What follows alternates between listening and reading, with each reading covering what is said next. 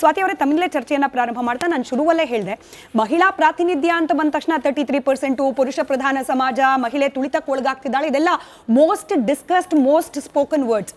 ನಾವು ಸ್ವಲ್ಪ ಪ್ರಾಕ್ಟಿಕಲ್ ಆಗು ಕೂಡ ಇವತ್ತು ತುಲನೆ ಮಾಡೋ ಪ್ರಯತ್ನ ಮಾಡಬಹುದಾ ಅಂತ ಹೇಳಿ.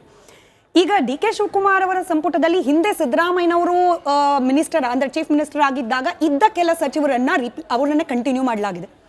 ಲಕ್ಷ್ಮೀ ಹೆಬ್ಬಾಳ್ಕರ್ ಅವ್ರಿಗೆ ಅವಕಾಶ ಇರಲಿಲ್ವಾ ಅಂತ ಪ್ರಶ್ನೆ ಬಂದಾಗ ಮಹಿಳೆಯಾಗಿ ರೆಪ್ರೆಸೆಂಟೇಷನ್ ಕೂಡ ಆಗ್ತಾ ಇತ್ತು, ಅನುಭವದ ಆಧಾರದ ಮೇಲೂ ಕೂಡ ಆಕೆ ಸೂಕ್ತ ಅನ್ನಿಸ್ತಿದ್ರೇನೋ. ಆದರೆ ಒಂದು ರಿಪೋರ್ಟ್ ಕಾರ್ಡ್ ಅಂತ ರೆಡಿ ಆಯ್ತಲ್ಲ ಸ್ವಾತಿ ಅವರೇ, ನಿಮ್ಮ ಈ ಪಂಚ ಗ್ಯಾರಂಟಿಗಳ ಪೈಕಿ ಅತ್ಯಂತ ಏನು ಜನಪ್ರಿಯವಾದ ಯೋಜನೆ ಮಹಿಳೆಯರಿಗೆ 2,000 ಕೊಡೋ ಯೋಜನೆ. 5,000 ಕೋಟಿ ಎಲ್ಲಿ ಹೋಯ್ತು? ಲಕ್ಷ್ಮೀ ಹೆಬ್ಬಾಳ್ಕರ್ ಉತ್ತರ ಕೊಡಲೇ ಇಲ್ಲ. 115 ಕೋಟಿ ರೂಪಾಯಿಯಷ್ಟು ಹಣವನ್ನು ಸತ್ತವರ ಖಾತೆಗೆ ಹಾಕಲಾಯಿತು. Who was in charge? Lakshmi Hebbalkar ಅವರು. ಅದಕ್ಕೂ ಕೂಡ ಉತ್ತರವನ್ನು ನೀಡಲೇ ಇಲ್ಲ. ಅಂದರೆ ನಿಮ್ಮ ಕೊಟ್ಟ ಜವಾಬ್ದಾರಿಯನ್ನು ನೀವು ಕರೆಕ್ಟಾಗಿ ನಿರ್ವಹಿಸದೆ ಹೋದಾಗ ಹೈಕಮಾಂಡ್ ನಿಮ್ಮನ್ನು ರೀಪ್ಲೇಸ್ ಮಾಡೋದು ಬೇಡಪ್ಪ ಅಂತ ಯೋಚನೆ ಮಾಡಿದಾಗಲೂ ಕೂಡ ಮಹಿಳೆಗೆ ಪ್ರಾತಿನಿಧ್ಯ ಸಿಗಲಿಲ್ಲ, ಅನ್ಯಾಯ ಆಯಿತು, ಹಿಂಗೆ ಕ್ಲೈಮ್ ಮಾಡ್ಬೋದಾ? ಅಂದರೆ ಈ ರಿಪೋರ್ಟ್ ಕಾರ್ಡಲ್ಲಿ ಫೇಲ್ಯೂರ್ ಅನ್ನೋದು ಪುರುಷನಿಗೆ ಬೇರೆ ಸ್ತ್ರೀಗೆ ಬೇರೆ ಅನ್ನೋ ಥರದಲ್ಲಿ ಇರಬಹುದಾ ಅನ್ನೋದು ಬೇಸಿಕ್ ಅನುಮಾನ. ಸ್ಮಿತಾ ಅವರೇ, ಏನೇ ವಿದ್ಯಮಾನಗಳಿರಲಿ, ನನ್ನ ಡಿಬೇಟನ್ನು ಒಂದು ಸಣ್ಣ ಸ್ಟ್ಯಾಟಿಸ್ಟಿಕ್ಸ್ ಮೂಲಕ ನಾನು ಶುರು ಮಾಡ್ತಾ ಇದ್ದೀನಿ. 2024 ಲೋಕಸಭೆ ಚುನಾವಣೆಯಲ್ಲಿ ಕರ್ನಾಟಕದಿಂದ ಮತ್ತು ಇಡೀ ದೇಶದಲ್ಲಿ ಅತಿ ಹೆಚ್ಚು ಮಹಿಳೆಯರಿಗೆ ರೆಪ್ರೆಸೆಂಟ್ ಮಾಡೋದಕ್ಕೆ ಅವಕಾಶವನ್ನು ಟಿಕೆಟ್ ಕೊಟ್ಟಿದ್ದಂಥದ್ದು, ಗೆದ್ದು ಬಂದವರ ಗೆಲ್ಲೋದು ಸೋಲೋದು ಅದು ಚುನಾವಣೆಯ ಪ್ರಕ್ರಿಯೆ, ನಾನು ಅದ್ರ ಬಗ್ಗೆ ಮಾತಾಡೋದಕ್ಕೆ ಹೋಗೋದಿಲ್ಲ. ಆದರೆ ಅತಿ ಹೆಚ್ಚು ಟಿಕೆಟ್ ಅನ್ನ ಕೊಟ್ಟಿದ್ದಂಥದ್ದು ಕಾಂಗ್ರೆಸ್ ಪಕ್ಷ.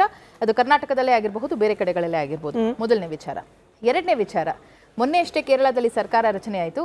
ಮೊಟ್ಟ ಮೊದಲ ಬಾರಿಗೆ ಶಾಸಕಿಯಾಗಿ ಆಯ್ಕೆಯಾಗಿ ಸರಿಸುಮಾರು 20-25 ವರ್ಷಗಳ ಕಾಲ ಕೇರಳದಲ್ಲಿ ಇದ್ದು ಕೆಲಸವನ್ನು ನಿರ್ವಹಿಸಿ ಪಕ್ಷವನ್ನು ಸಂಘಟನೆ ಮಾಡಿದಂತಹ ಬಿಂದು ಅವರಿಗೆ ನಾವು ಸಚಿವ ಸ್ಥಾನವನ್ನು, ಅದು ಕ್ಯಾಬಿನೆಟ್ ದರ್ಜೆಯ ಸ್ಥಾನವನ್ನು ನಾವು ಕೊಟ್ಟಿದ್ದೀವಿ ಅನ್ನುವಂಥದ್ದು. ಆ್ಯಂಡ್ ಕಾಂಗ್ರೆಸ್ ಪಕ್ಷ ಇಡೀ ದೇಶಕ್ಕೆ ಮೊಟ್ಟ ಮೊದಲ ಮಹಿಳಾ ಪ್ರಧಾನಮಂತ್ರಿಯನ್ನ ಕೊಟ್ಟಿದ್ದಂಥದ್ದಾಗಿರಬಹುದು, ಸ್ಪೀಕರ್ ಅನ್ನ ಕೊಟ್ಟಿದ್ದಂಥದ್ದಾಗಿರಬಹುದು, ರಾಷ್ಟ್ರಪತಿಯನ್ನ ಕೊಟ್ಟಿದ್ದಂಥದ್ದಾಗಿರಬಹುದು, ಎಲ್ಲವೂ ಕೂಡ ಕಾಂಗ್ರೆಸ್ ಸರ್ಕಾರವೇ, ಎಲ್ಲವೂ ಕೂಡ ಕಾಂಗ್ರೆಸ್ ಪಕ್ಷವೇ. ಆಯ್ತಾ? ಇದರಲ್ಲಿ ಮಹಿಳೆಯರನ್ನ ನಾವು ಅಲ್ಗಳಿತಾ ಇದ್ದೀವಿ ಅನ್ನುವಂತಹ ಯಾವುದೇ ಪ್ರಶ್ನೆ ಬರೋದೂ ಇಲ್ಲ, ಅಥವಾ ಅಂತ ಒಂದು ಸಂದರ್ಭ ಉದ್ಭವನೂ ಆಗೋದಿಲ್ಲ.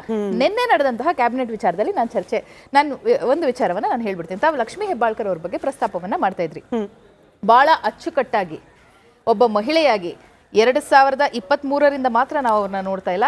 ಹೇಗೆ ಒಂದು ಬೆಳಗಾವಿಯ ಭದ್ರಕೋಟೆಯನ್ನ ತಮ್ಮ ಕೈಗೆ ತೆಗೆದುಕೊಂಡಿದ್ದಾಗಿರ್ಬೋದು, ಪೊಲಿಟಿಕಲಿ ಆಕೆ ಮುಂದುವರೆದಿದ್ದಾಗಿರಬಹುದು, ಅಲ್ಲಿ ಏನೋ ಲೋಕಲ್ ಸ್ಥಳೀಯ ಸಂಸ್ಥೆಗಳ ಚುನಾವಣೆಗಳಲ್ಲಿ ಆಕೆ ತನ್ನ ಶಕ್ತಿ ಸಾಮರ್ಥ್ಯವನ್ನು ತೋರಿಸ್ಕೊಟ್ಟಿದ್ದಾಗಿರ್ಬೋದು, ಇದೆಲ್ಲವೂ ಕೂಡ ಪಕ್ಷ ಮನಗಂಡು ಇನ್ನು 2 ವರ್ಷ ಇದೆ ಚುನಾವಣೆಗೆ. ಟೆಕ್ನಿಕಲಿ 2 ವರ್ಷ ಇದ್ರೂ ಕೂಡ ನಮ್ಮ ರಾಜಕೀಯ ಪಕ್ಷಗಳಿಗೆ ನಾವು ನೋಡುವಂಥದ್ದು ಇನ್ನು ಕೇವಲ 1.5 ವರ್ಷ ಇದೆ ಅಂತ ಮಾತ್ರ ನಾವು ನೋಡುವಂಥದ್ದು. ಸೊ 1.5 ವರ್ಷಗಳ ಕಾಲ ಅಂತಹ ಪ್ರಬಲ ನಾಯಕರು ಪಕ್ಷದ ಸಂಘಟನೆಯಲ್ಲಿ ನಿರತಗೊಳ್ಳಲಿ. ಒಂದು ಪ್ರಬಲ ಸಮುದಾಯದಿಂದ ಬರ್ತಾ ಇದ್ದಾರೆ. ಸಚಿವೆ ಆಗಿದ್ರೆ ಮಾಡೋಕೆ ಆಗ್ತಿರ್ಲಿಲ್ಲ, ಆ ರೀತಿ ನಮಗೆ ಏನಾದ್ರೂ ಅಸಮಾಧಾನ ಇದ್ದಿದ್ರೆ ಯಾರು ನಮ್ಮನ್ನ ಪಕ್ಷವಾಗಿ ತಡೆಯೋದಕ್ಕೆ ಸಾಧ್ಯ ಆಗ್ತಿರ್ಲಿಲ್ಲ, ಅವ್ರನ್ನ ಇಮಿಡಿಯೇಟ್ ತೆಗೆದು ಹಾಕೋದಕ್ಕೆ. ಅವರು ಸಮರ್ಥವಾಗಿ ತಮ್ಮ ಸ್ವಾತಿ ಅವರು ಅದೊಂದು ಚೂರು ಹೇರ್ ಕರೆಕ್ಟ್ ಮಾಡ್ಕೊಂಡು ಕಂಟಿನ್ಯೂ ಮಾಡಿ. ಅವರು ತಮ್ಮ ಇಡೀ ಏನು ಅವಧಿಯಲ್ಲಿ ಏನಾದರೂ ನೀವು ಹೇಳಿದ ಹಾಗೆ ಸಮಸ್ಯೆ ಆಗಿತ್ತು, ರಿಪೋರ್ಟ್ ಕಾರ್ಡ್ ರೆಡಿ ಆಗಿತ್ತು ಅಂದಿದ್ರೆ, we would have been the first, Siddaramaiah would have been the first chief minister to actually remove her. ಯಾವಾಗ ಒಂದು ಸಣ್ಣ ಆರೋಪ ಬಂದ ತಕ್ಷಣ ನಾವು ನಾಗೇಂದ್ರ ಅವರಿಂದ ರಾಜೀನಾಮೆಯನ್ನ ಸ್ವೀಕರಿಸಿ, ಅದಾದ ನಂತರದಲ್ಲಿ ಕ್ಲೀನ್ ಚಿಟ್ ಬಂದ ನಂತರದಲ್ಲೇ ಅವರನ್ನ ನಾವು ವಾಪಸ್ ಕ್ಯಾಬಿನೆಟ್ಗೆ ತೆಗೆದುಕೊಳ್ತೀವಿ ಅಂತ ನಾವು ಹೇಳಿದಂತ ಸಂದರ್ಭ ಇವತ್ತಿನ ದಿನ ನಾವು ಅದನ್ನು ಪ್ರೂವ್ ಮಾಡಿದೀವಿ.